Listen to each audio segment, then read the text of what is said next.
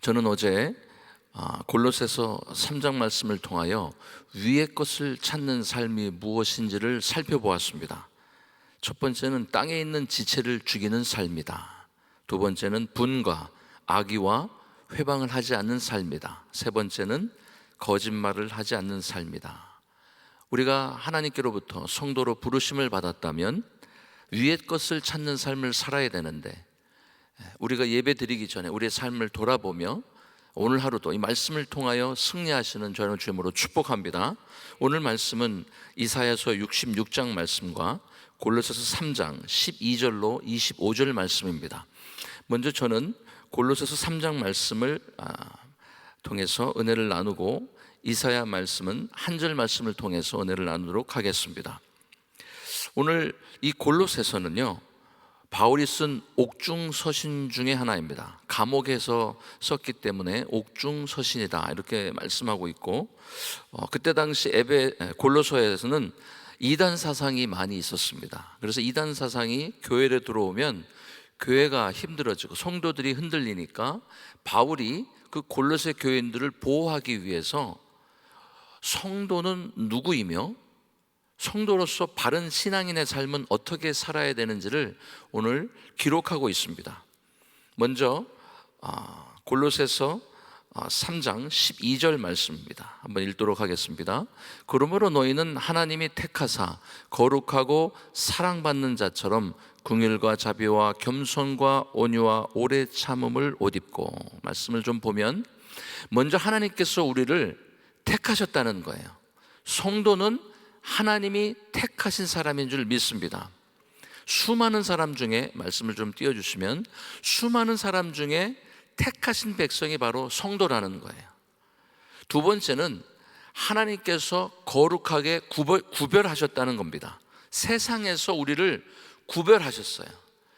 어둠 가운데 살았던, 죄 가운데 살았던 사람들을 하나님께서 우리를 택하여 주시고 거룩하게 부르셨다는 겁니다. 세 번째는 우리는 하나님으로부터 사랑받는 자라는 거예요. 하나님이 우리를 사랑해 주시면 그러면 되는 거죠. 골로새에 있는 성도들이 흔들렸습니다. 막 이단 사상들이 그의 삶을 흔드니까 누가 누군지도 모르고 뭘 해야 되는지도 모르고, 그래서 바울이 그 다음 절부터 성도로서 바른 신앙인의 삶은 어떻게 살아야 되는지를 이제 기록하고 있습니다. 신앙인의 삶, 바른 신앙의 삶은 어떤 것일까요? 13절에 첫 번째는 서로 용납해야 된다는 거예요. 서로 용납하고 서로 용서해야 된다는 겁니다. 두 번째는 사랑을 더해야 된다는 것이에요. 14절 말씀입니다. 세 번째는 평강을 우리가 소유해야 되고 감사해야 된다는 거예요. 우리가 의지를 사용해서, 우리가 어떤 공동체에 들어갔을 때 도저히 평강할 수 없는 공동체가 있을 수 있어요. 그럴 때 우리가 성도로서 거룩함으로 또 하나님의 사랑을 받은 자로서 그 공동체를 평강으로 이끌어 가야 된다는 거예요.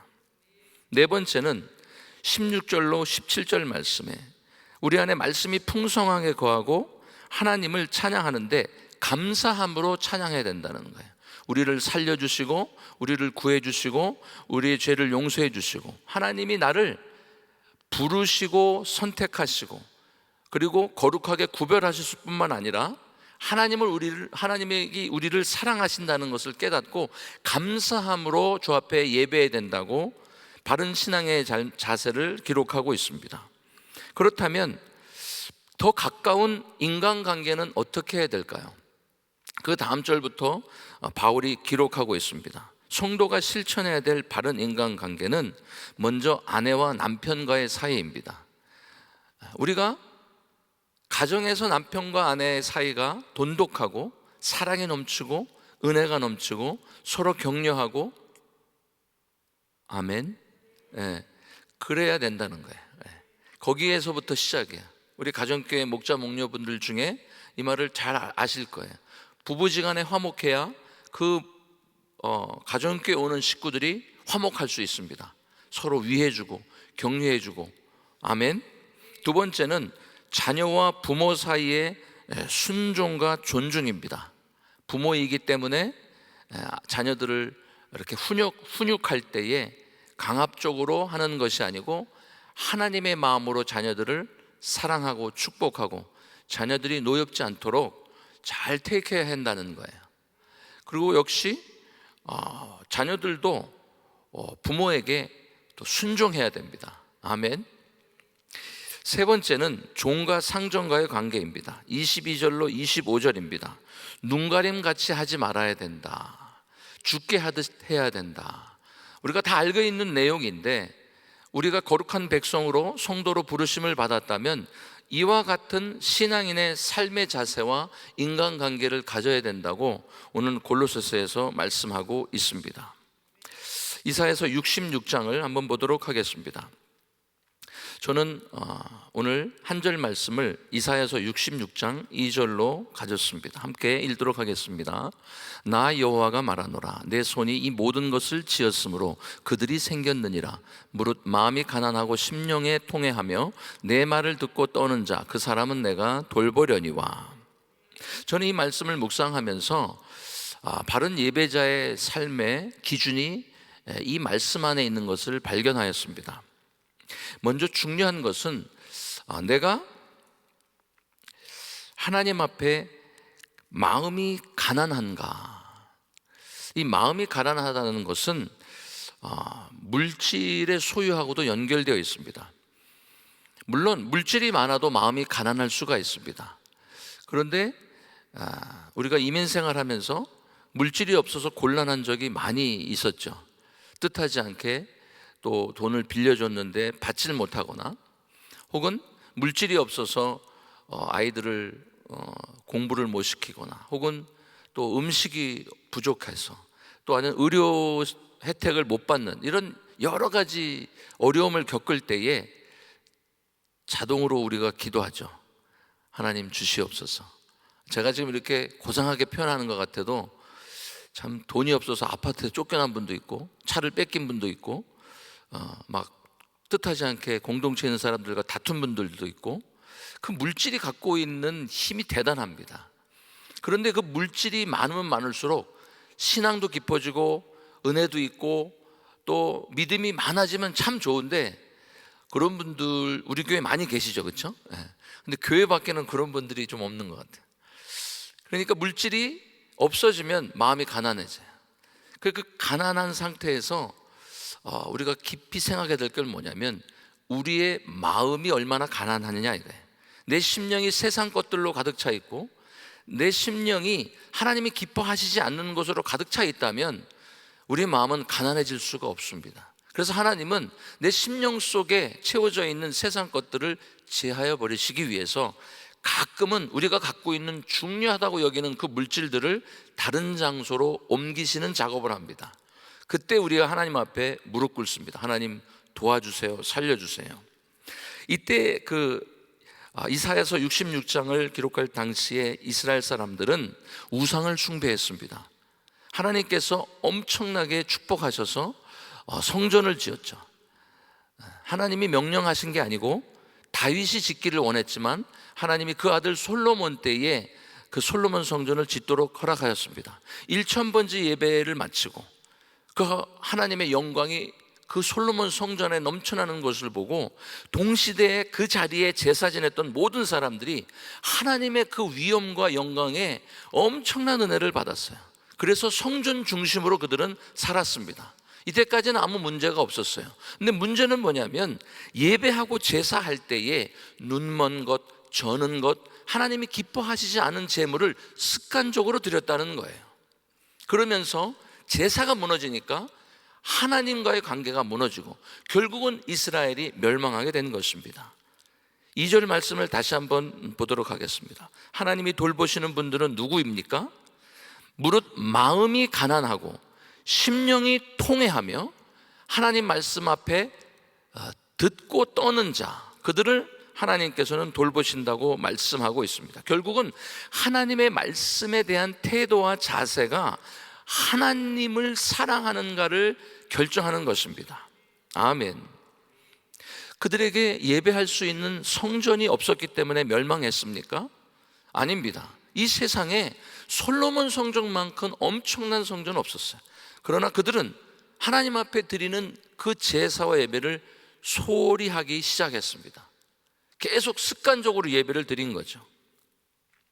하나님 앞에 예배 드릴 때 말씀을 듣고 두려워 떨고 하나님 앞에 그 마음에 통해 자복하는 마음들이 점점점 흐려지기 시작하니까 하나님께서는 그들의 제사를 받지 않겠다고 얘기합니다. 심지어는 3절 말씀에 이렇게 기록하고 있습니다. 소를 잡아 드리는 것은 살인함과 다름이 없고 어린 양으로 제사 드리는 것은 개의 목을 꺾음과 다름이 없이 하며 드리는 예물은 돼지의 피와 다름이 없이 하고 분향하는 것은 우상을 찬송함과 다름이 없이 행하는 그들은 자기의 길을 택하며 그들의 마음은 가증한 것을 기뻐한즉. 이렇게까지 이사야가 기록한 이유가 어디 있을까요? 모든 사람이 정말 신령과 진정으로 예배를 드리는데 그냥 한두 명 정도가 예배를 잘못 드렸다고 이사야가 이렇게 준엄하게 기록했을까요? 아닙니다. 그 반대였습니다. 거의 모든 사람들이 습관적으로 예배 드리는 거예요. 지금식으로 얘기하면 하나님께서 엄청난 축복을 주셨어요.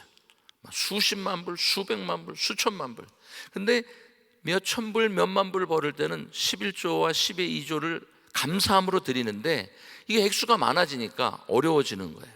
제가 한 10몇 년 전에 다른 교회를 섬길 때에 LA 다운타운에 큰 비즈니스를 하는 성도님들의 신방을 갔어요. 그래서 예배 드리고 이렇게 식사하다가 제가 그 회사 규모를 보니까 좋게 안 돼도 한 달에 한 3, 400만 불은 그 벌 규모였어요. 히스패닉 직원들도 수백 명이고. 그래서 제가 그냥 쉽게 이렇게 말씀을 드렸어요. 집사님, 와, 이 정도 규모면 11조가 굉장하겠죠? 그러면서 슬쩍 그분을 뵀더니 갑자기 그분이 얼굴이 어두워지는 거예요. 목사님, 죄송합니다. 제가 감사 예물은 굉장히 많이 합니다. 감사 예물도 중요하지만 10의 1조가 기본입니다. 아멘.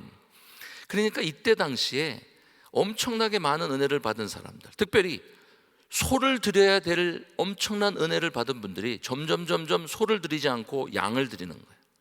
양을 드리기에 충분한 그런 인컴이 있음에도 불구하고 비둘기를 드리는 거예요. 또 비둘기를 드릴 수 있음에도 불구하고 가루를 드리는 거예요. 그뿐만이 아닙니다. 먼 자리에서, 먼 곳에서 예루살렘에 와서 예배 드릴 때에 그 동네에서 양을 끌고 오거든요. 그러다가 산과 들을 넘고 자갈밭을 지나면 가끔 동물이 삐기도 하고 다치기도 하잖아요. 흠 있고 점 있는 것은 드리면 안 돼요. 그런데 대충 드리는 거예요. 이 정도쯤이면 하고. 그래서 그때 예루살렘 성지 주위에는요, 양을 파는 비즈니스가 성행했다고 기록하고 있습니다. 그래서 거기에서 양을 사가지고 들어가는 거죠. 그러다 보니까 무슨 문제냐면 제사 드릴 날짜가 임박하면 가격이 비싸지는 거예요. 예를 들어서 우리식으로 얘기하면 한 50불 정도 동네에서 살 수 있는 양이 예루살렘 성전에 가면 막 천정부지로 섰는 거예요. 그리고 어느 제사장표 하고 낙인이 찍히면 그러니까 그때 당시 도성주의에 제사만 드리면은 양의 피가 그 시냇물에 마를 날이 없었다고 기록하는 것도 있어요. 그러니까 오늘 이사야서에서 이렇게 얘기하는 거예요. 그렇게 살인하는 행위로 제사하지 말라는 거예요.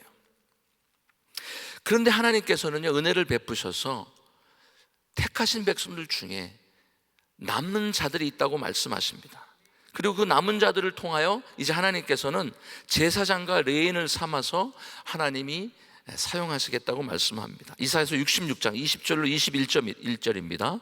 나 여호와가 말하노라. 이스라엘 자손이 예물을 깨끗한 그릇에 담아 여호와의 집에 드림같이 그들이 너희 모든 형제를 문 나라에서 나의 성산 예루살렘으로 말과 수레와 교제와 노새와 낙타에 태우다가 하나님께 예물로 드릴 것이요 나는 그 가운데서 택하여 제사장과 레위인을 삼으리라. 여호와의 말이니라.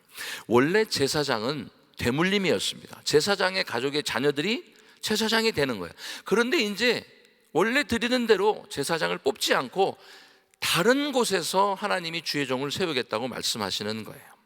하나님이 기뻐하시는 진정한 예물은 무엇입니까? 그것은 소와 양이 아니고 회개하고 변화된 새 사람, 내가 번제로 드려질 때에 하나님께서 그 사람을 기뻐하시는 예물로 받으시는 줄 믿습니다.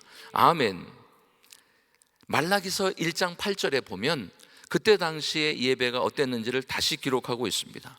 만군의 여호와가 이르노라, 너희가 눈먼 희생 제물을 바치는 것이 어찌 악하지 아니하며 저는 것 병든 것을 드리는 것이 어찌 악하지 아니하냐. 말라기서를 마지막으로 400년 동안 하나님께서 말씀을 주시지 않습니다. 저는 오늘 말씀을 묵상하면서 우리 공동체가 살아나는 방법은 무엇인가? 바로 진정한 예배자의 삶을 사는 것이다. 그렇게 묵상하였습니다. 내가 살고 있는 이 땅에서 특별히 우리 가족을 살리려면 내가 먼저 복음으로 살아야 되겠다. 내가 먼저 날마다 보혈의 피로 씻음을 받아야 되겠다. 그래야 내 아내를 살리고 내 자녀를 살리지 않겠습니까? 아멘. 제가 살아야 찬양팀이 살죠. 저는 기도하지 않고 예배하지 않고 찬양하지 않고 회개하지 않고 날마다 여기서 회개하라 예배하라 찬양하면 저는 위선자인 거예요. 그러니까 이 말씀을 준비하기 전에 제가 얼마나 회개가 되는지, 마치 이런 거죠. 요즘 휴리에 보면 종종 차들이 서 있는 걸 봐요. 그렇게 보면 차들이 방전이 돼 있어요. 배럴이가. 내 차가 배럴이가 방전이 돼 있는데 다른 차를 어떻게, 서 있는 차를 움직일 수 있을까요? 불가능하죠. 그러니까 내 심령이 하나님의 말씀으로 날마다 열정이 있고 또 내 심령이 날마다 보혈로 말미암아 씻음을 받아야 되고 말씀 앞에 날마다 부복하여 두렵고 떨리는 마음으로 하나님 앞에 예배할 때에 하나님께 내 심령 속에 다시 한번 새 힘을 부어주시는 줄 믿습니다. 아멘. 첫 번째, 진정한 예배자로 살려면 우리는 어떻게 해야 될까요? 마음이 가난해야 됩니다. 아멘. 나의 능력이 무능력, 나는 아무것도 할 수 없다고 하나님 앞에 회개하며 나의 심령이 혹여나 세상 것으로 채워져 있다면 하나님 말씀으로 내 심령을 채워주시옵소서, 은혜로 채워주시옵소서. 행여나 하나님 보시기에 내 마음이 기뻐하시지 않는 생각이 있다면 그것을 보혈의 피로 덮어주시고 다시 한번 주 앞에 쓰임받기를 원합니다. 마음이 가난해야 진정한 예배자의 삶을 사는 줄 믿습니다. 시편 42편 1절 말씀에 사슴이 시냇물을 찾기에 갈급함같이 나의 영혼이 주를 찾기에 갈급하나이다. 시편 기자는 이렇게 기록하고 있습니다. 날마다 나의 심령이 주를 찾기에 갈급하나이다. 이런 마음으로 예배하는 저 여러분들 주님으로 축복합니다. 두 번째는 심령에 통회하여야 합니다.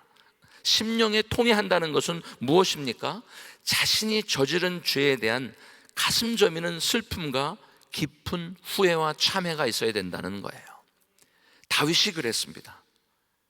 밧세바와의 그런 간음 사건을 통해서 그는 아무도 그 사건을 모를 줄 알았어요. 그런데 나단 선지자의 얘기를 통해서 그가 회개합니다. 진정으로 회개하고 하나님 앞에 부복합니다. 다시는 그러한 죄를 짓지 않습니다. 그래서 다윗이 위대한 거예요. 죄를 짓지 않아서가 아니고 죄를 진 다음에 하나님 앞에 회개하는 그 심령을 하나님이 받으시는 거예요. 이게 바로 통회한다는 것입니다. 하나님 앞에 나의 죄를 통회하지 않고 그냥 겉으로 예배하고 제사하는 것은 하나님이 받지 않는 거예요. 하나님이 원하시는 심령은 상한 심령입니다. 주 앞에 겸손하게 누이치며 회개하는 마음을 하나님이 받으시는 줄로 믿습니다. 세 번째는 하나님의 말씀 앞에 떠는 자입니다. 내 말을 듣고 떠는 자, 그 사람을 하나님은 돌보신다고 말씀합니다. 하나님 앞에 말씀을 듣고 떤다, 그 심령 상태를 하나님이 보시고 지켜주신다는 거예요. 보호하여 주신다는 거예요. 할렐루야. 우리는 하나님의 말씀이 선포될 때에 듣고 떨고 있습니까? 축복의 메시지가 선포되면 아멘, 회개의 메시지가 들려지면 주여, 그리고 막 나음을 입었다, 막 하나님이 부어주신다, 막 이런 축복의 어떤 메시지가 들리면 아멘으로 우리가 화답하는데, 행여나 순종을 요구하고 헌신을 요구하는 메시지가 들릴 때는 우리의 심령은 어떻습니까? 그 말씀을 듣고 떱니까? 아니면 다른 마음을 갖고 있습니까? 진정한 신앙과 믿음을 가진 분들은 진정한 예배를 드립니다. 믿음이 있다고 하는 대부분의 사람들은 섬깁니다. 봉사합니다. 그런데 자세히 살펴보면 그분들이 예배 가운데 있는 것이 아니고 일 가운데 있는 것을 종종 보게 됩니다. 진정한 예배 드리지 않고 하는 사역은 열매가 다릅니다. 탈진하고 넘어지게 되죠. 진정한 사역은 진정한 예배자의 삶을 살 때에 가능한 것입니다. 아멘. 예배 가운데 우리가 얼마나 깊이 들어갑니까? 우리가 찬양 드리기 전에 이 성전에 많은 분들이 은혜 받기 위해서 기도하는 분들이 있어요. 그분들을 볼 때 머리가 숙여집니다. 그분들이 먼저 기도하기 때문에 우리 예배가 드려지는 거예요. 팬데믹이 거의 이제 끝나간다고 저는 생각합니다. 모르겠어요. 하나님 어떻게 역사하실지. 팬데믹이 진행되는 1년, 2년 동안에 이 2,500석의 성전에 20명, 30명이 예배 드렸어요. 그때는 예배 드리고 싶어도 성전에 나올 수가 없었어요. 그런데 이제 올해 초부터 성전에 많은 분들이 나오기 시작했습니다. 그때는요, 제가 앞에서 찬양 인도하면 성전을 뛰어서 들어오시더라고요. 예배가 갈급하고 말씀이 갈급한 거죠. 근데 몇 달이 지나니까 또 예전 모습인 거예요. 저는 어떻습니까? 우리는 어떻습니까? 진정한 예배자의 삶을 사는 것은 우리의 마음이 가난해져야 됩니다. 두 번째는 심령에 통회해야 되고 하나님 말씀을 듣고 떠는 자의 삶을 사는 것입니다. 그분들을 하나님이 지키시고 보호하는 줄 믿습니다. 기도하겠습니다. 고마우신 하나님, 은혜를 감사합니다. 이 마지막 때에 하나님 말씀 앞에 듣고 떠는 나의 심령을 정말 가난하게 또 통회하며 진정한 예배자의 삶을 살기를 원합니다. 우리 귀한 성도님들을 축복하여 주시고 오늘도 기도할 때에 우리의 마음이 하나님의 말씀으로 하나님의 은혜로 채워지는 역사를 경험하여 주시고 또 아버지의 말씀을 들을 때 떠는 귀한 삶으로 인도하여 주시옵소서. 예수님 이름으로 감사하며 기도드렸습니다. 아멘. 우리 말씀 생각하시면서 보소서 주님 같이 찬양드립니다.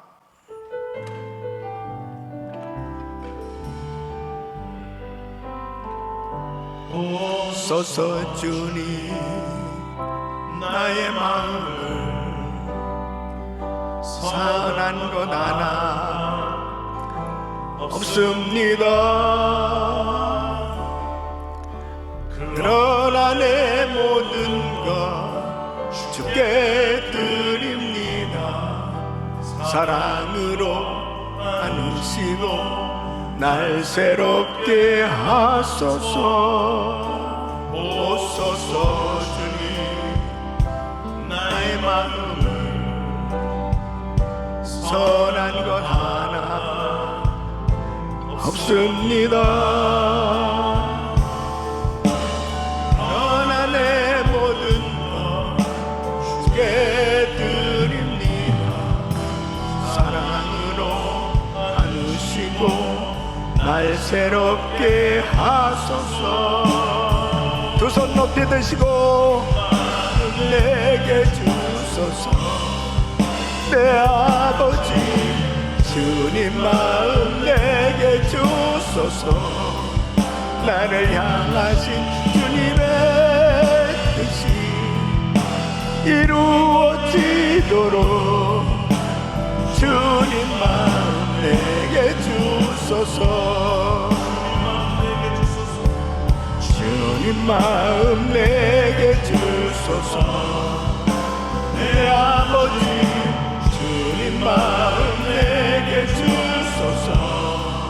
날 향하신 주님의 뜻이 이루어지도록 주님 마음 내게 주소서. 아멘. 하나님께서는 이사야 선지자를 통해서 마지막 때 되어질 모든 일까지 다 보여주셨습니다. 마지막 때에는 열방이 주께 돌아 주를 경배하는 세계 선교가 이루어질 것이라는 것입니다. 세계 선교가 마무리되면 우리 예수님 오시는 것입니다. 이 땅은 다 불살라 없어지고 새하늘과 새 땅이 이제 도래하게 되는데 그때에 분명하게 이사야 선지자는 지옥을 그리고 앞으로 영원한 하나님의 나라 새하늘과 새 땅 영원히 하나님의 백성들이 살 천국을 말씀을 하고 있습니다. 너무너무 놀라운 이 예언의 말씀이죠. 이 말씀은 반드시 이루어지는 것입니다. 그러므로 지금 우리가 살고 있는 이 시대는 마지막 때예요. 이 마지막 때는 정말 주님 오실 날이 가까운 그때입니다. 반드시 이사야 선지자가 예언한 그대로 이제 세계 선교가 마무리되면 새하늘과 새 땅이 도래하고 우리 주님이 이제 재림하시게 되어지는 그날이 올 텐데, 우리는 최선을 다해서 주님을 경배하는 자들이 되어야 합니다. 진정한 예배자가 되어야 하는 것입니다. 주님 앞에 나는 진정한 예배자인, 이스라엘 백성들이 하나님의 선택함을 받고 그런 엄청난 축복을 받은 것이 특권이 뭐냐? 하나님을 예배하는 자로 부름을 받았는데, 그들이 하나님을 예배하지 못했을 때 사단의 세력에 모든 것을 다 잃어버릴 수밖에 없었습니다. 정말 지금 이 팬데믹으로 인해서 가장 방해받는 요소가 뭐냐면, 진정한 예배자가 되지 못하도록 사단이 끊임없이 역사하고 있습니다. 예배당에 나오질 못하고, 그리고 하나님 앞에 예배드리는 일에 자꾸 방해되어지는 일들이 생겨지지 않습니다. 마음이 가난하고 통회하는 심령을 가지고 하나님 말씀에 두렵고 떠는 그런 자세를 가진 진정한 예배자가 될 수 있기를 바랍니다. 그럴 때 하나님께서 그 심령에 놀라운 성령의 폭포수 같은 은혜를 부어주시고, 그리고 살아나는 역사가 일어나게 해주시고, 그리고 세계 선교를 감당할 수 있도록 능력도 부어주신 줄로 믿습니다. 가정이 살아나는 줄로 믿습니다. 자녀들이 살아나는 줄로 믿습니다. 그 사회에 놀라운 부흥이 임하는 줄로 믿습니다. 오늘 저녁부터 시작되어지는 이 한여름 성령 집회, 정말 결사적으로 하나님의 은혜를 사모하면서 진정한 하나님께 올려드리는 예배자로 하나님의 거룩한 은혜를 경험하시기를 예수 이름으로 축원합니다. 두 손을 가슴에 모시고 몸이 아픈 분들 아픈 곳에 손 얹으십시오. 거룩하신 아버지 하나님, 진정한 예배자 되기를 원합니다.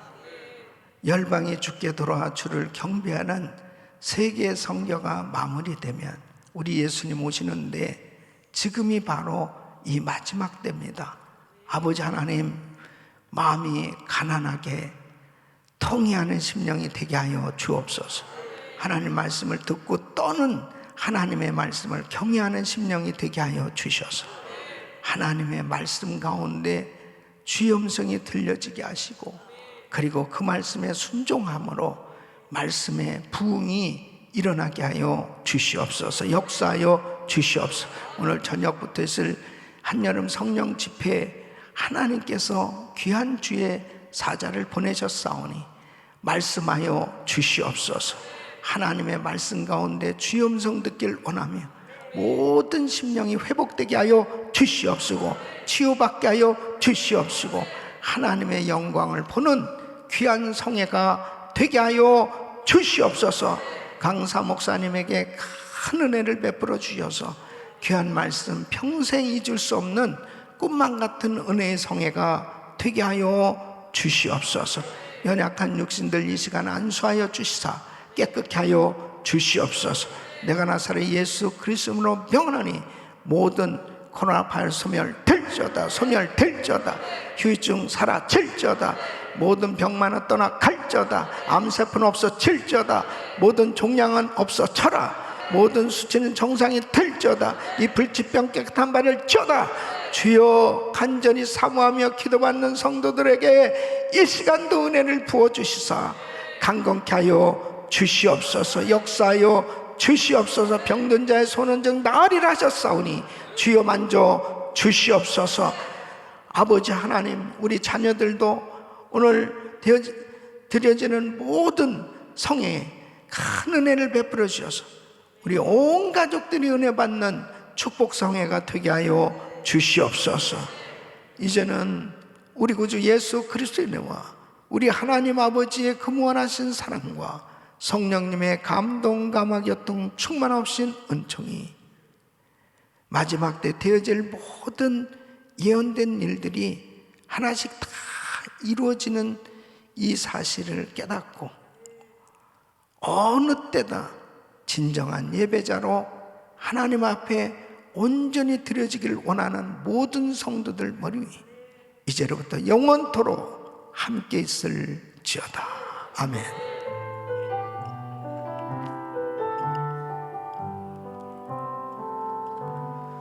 아멘.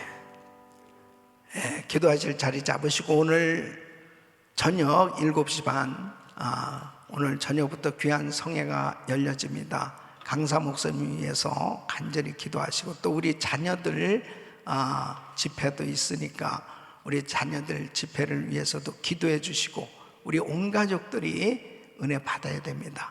우리 GMI 선교사님들 위해서 기도해 주시고 특별히 우크라이나 땅에 전쟁이 하루속히 종식될 수 있도록 위해서 기도해 주시길 바랍니다. 우리 주여 3번 부르짖고 기도합니다. 주여 주여 주여 걸어가시고 존귀하신 아버지